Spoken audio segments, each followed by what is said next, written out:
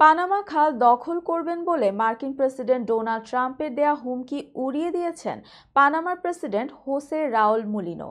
তিনি বলেছেন, পানামা খাল পানামার সত্ত্বাধীনই থাকবে। মার্কিন সংবাদ মাধ্যম নিউ ইয়র্ক পোস্ট জানিয়েছে, গতকাল রোববার সামাজিক যোগাযোগ মাধ্যম এক্সে একটি ভিডিও পোস্ট করেছেন পানামার প্রেসিডেন্ট হোসে রাউল মুলিনো। ভিডিওতে তিনি বলেন, পানামা খাল ও এর সংলগ্ন এলাকার প্রতি বর্গ কিলোমিটার পানামার সত্ত্বাধীন, আর তা পানামার সত্ত্বাধীনই থাকবে। তবে তিনি ট্রাম্পের নাম উল্লেখ করেননি। এর আগে গত শনিবার মার্কিন প্রেসিডেন্ট ডোনাল্ড ট্রাম্প বলেছিলেন, মার্কিন জাহাজের সঙ্গে অন্যায্য আচরণ করেছে পানামা।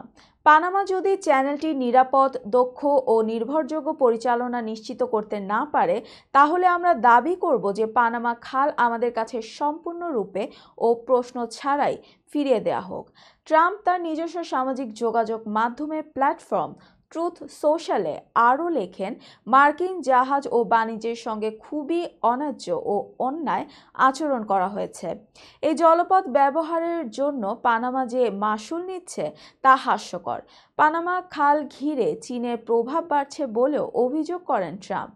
তিনি বিষয়টিকে যুক্তরাষ্ট্রের জন্য উদ্বেগজনক হিসেবেও অভিহিত করেন। পানামা খালের ওপর যুক্তরাষ্ট্রের ব্যবসায়িক নির্ভরতা রয়েছে। পণ্যবাহী জাহাজ চলাচলের জন্য যুক্তরাষ্ট্র এই জলপথ ব্যবহার করে থাকে।